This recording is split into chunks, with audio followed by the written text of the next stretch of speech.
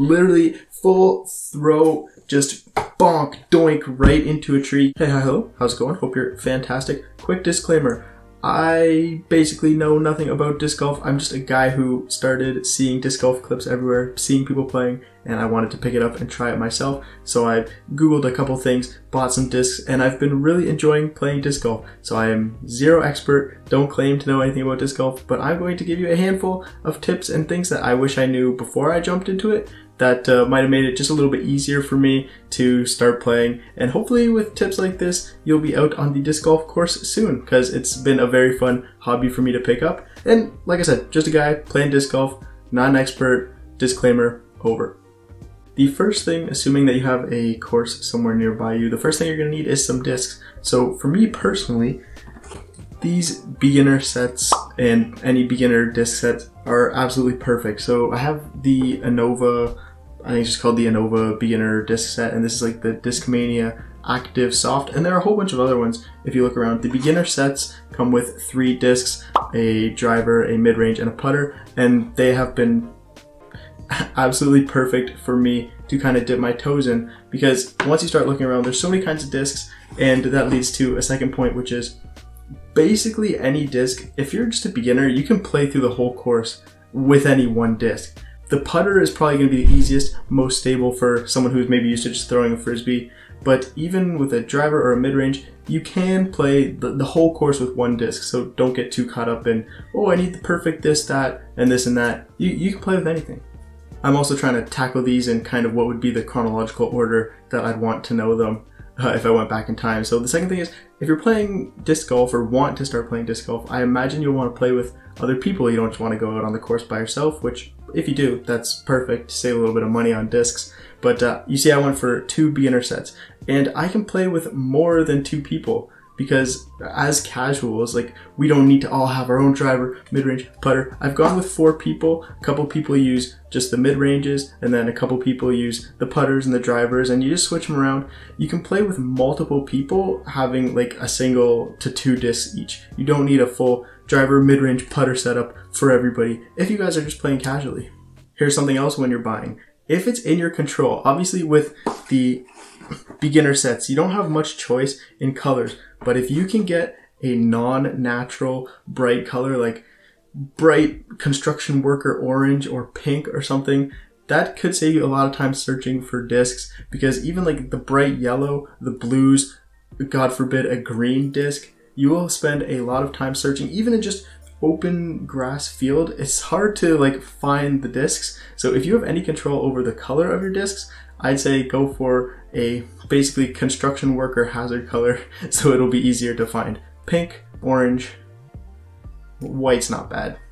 I guess the last tip in my kind of first chunk still shopping for disc stage of disc golf is look for like online local shops. If there are ones in your area that you can go in person to, that would be huge. But for me, I found good success just looking for an online disc shop near me, like in my state or province or wherever you're from. Because I looked on Amazon, they have good beginner disc sets, but they're always more expensive on Amazon. If you just Google like, oh, I'm in Canada, so I looked up like, oh, Canada disc golf, and I got these beginner sets for like $10 cheaper than I would have found them on Amazon. So look for like a local disc shop if you're looking to pick up some beginner sets like those.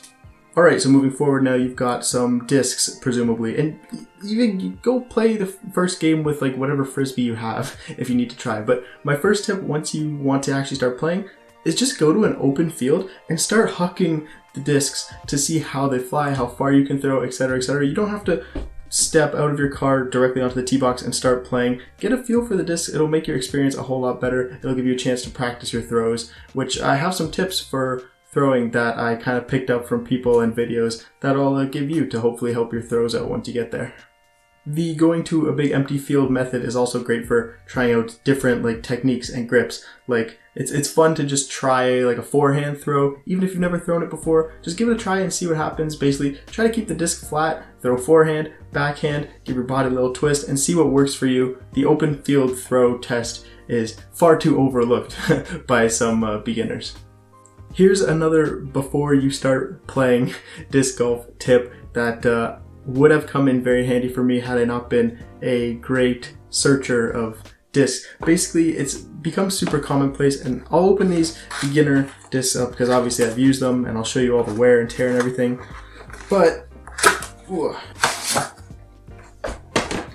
basically, it is a fantastic idea, and I have some stories to tell after as to why. It's a fantastic idea to write your phone number or any contact information on this inside rim of the disc, because you may think, oh, I'll throw straight and I'll see the disc. There's a good chance you'll be losing and looking for discs. So having your phone number in there has come in handy for a lot of people that I've had to call myself. Here's another thing before you're going, bring like a backpack or a bag that you're gonna put all your discs in that you're not worried about getting dirty. Because when you're going to throw your discs, you gotta throw your bag off, it's going in the dirt, in the water, in the whatever, maybe not the water, but it's gonna get dirty, and you wanna have enough room in there for water, bring bug spray, because disc golf courses go through like the woods and stuff, same with shoes that you're not afraid to get dirty, and then a hat, because for the holes where you're out in the sun, boom, you can't see, and you're gonna be burning, getting crispy from the sun. So those are some of the, basically any hiking essentials. You're basically hiking when you're disc golfing in my experience. So bring everything on that checklist. Here's like a kind of mental preparation thing. Before you go out, you're gonna have your brand new disc. Oh yes, I got this great new disc, I love it so much. Be prepared for this to go into mud puddles, get scratched up, little chunks taken out of it, bonk them into trees. I have countless times, especially going with other people who are less experienced than me, who has like 3 games under my belt, literally full throw, just bonk, doink right into a tree. You have to be prepared for that, because I kind of tensed up the first time that happened, but the discs will be alright, especially with that softer plastic. If you can get it, they'll be alright. Hit the tree, get in the mud, it's all part of the fun. Just prepare yourself for that. Oh, the last thing before you start actually throwing and playing, after you throw, everybody does this. You go, you're so excited to throw, right? You're up at the tee box thing. You go, you throw your disc. Oh, it goes. You're like, oh, it went so far. It's like curving and turning, and everybody's like, oh yeah, watch it. And then you're like looking at your buddies, you're like, oh, you see that? And then your disc is gone. You have no idea where your disc landed. Watch your disc. After you throw it, at least remember generally where it landed, and it'll save you a lot of searching time. You'd be surprised, even in just like literally flat, freshly mowed grass, I'll throw a disc and I just have no idea where it is. And you have to like scan, go looking for it, and once you see it, yeah, you can see it, but it is full Where's Waldo, even in the emptiest of areas. So just watch your discs. Here, I also didn't really show too much dirt or damage, but there's like a good tree trunk chunk out of this mid-range shark disc, and I mean maybe on the white one you can see the dirt levels and stuff. That's what I was talking about. Just be prepared for that. Alright, this is kind of like section 3 chronologically. This is like where you're all prepared and you're out there with your discs, and these are some like throwing tips to start that really helped me out. So for the long distance drives, I'm like looking for a driver as I'm talking here. This one. For the drives, obviously your goal is to throw the disc as far as possible, assuming it's like a far away hole and you're not very strong like me. You want to throw the disc as far as possible without overdoing it, in the sense that you try to throw so hard and then it just goes way this way, way that way. You want to get as far as possible with some good direction. Okay, you know what I'm saying. So the tip that helped me get good, stable, far-ish drives is what I call like the lawnmower trick. I got this from some random video somewhere. Basically, when you're going up for your drive and the camera's a little bit high, so maybe I'll go on my tippy toes. Instead of like going, out from like where your arms, like see how my arms like swinging all different directions? You want to, rather than throw like that, you want to pull the disc through your body. So this is a super weird perspective. Maybe I'll go this way. Instead of swinging like this, through your body, so the disc is remaining close to you when you're going for those distance shots.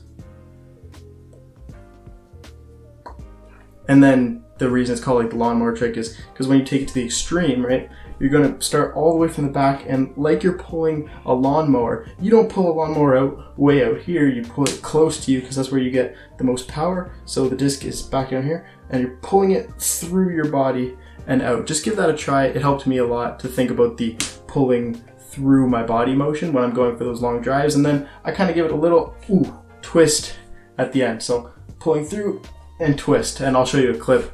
Hopefully that all made sense.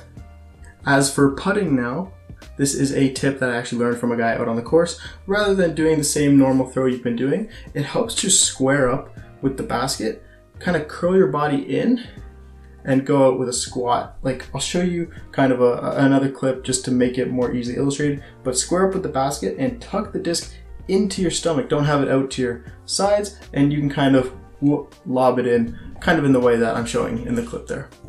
Here's another putting thing that was huge for me. I guess I don't need to hold the putter. When you're trying to putt, so say this is the basket, I always am so tempted, like I want to get like the money shot. I want to get it in the basket from, you know, however 10, 20 feet away on my first putt.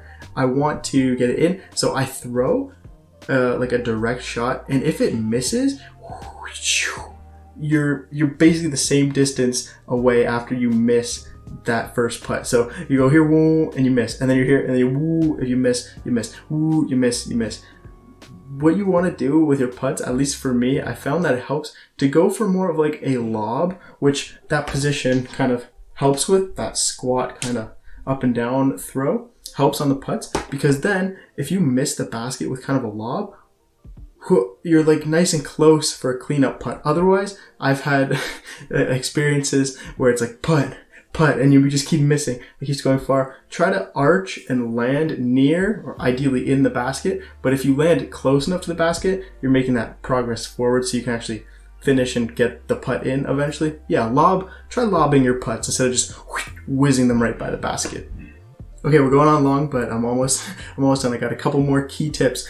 Some of the holes, since it's kind of like hiking grounds, some of the holes are like high up. So the tee box is way up here and the basket's way down. So you're looking down a hill. I highly recommend, as a beginner, use a putter for a hole like this, because they don't tend to fade, and fade is something that I'll kind of mention at the end, but isn't super crucial as like a casual player, in my opinion. So if you're in one of those high up holes where the basket's like way down a hill, use your putter to try to just gently glide your throw straight down the hill, rather than trying to drive it and the driver just curves into the woods, because when you're on, like, you know, a high uphill, you can throw the disc pretty high, and by the time it's over the basket, it's way up in the air, and if it goes into the woods, like, that's where I've mostly experienced nearly losing a disc. So putter for those high up downhill throws is just a good key tip that I use. Okay, I'm gonna speed run the rest here.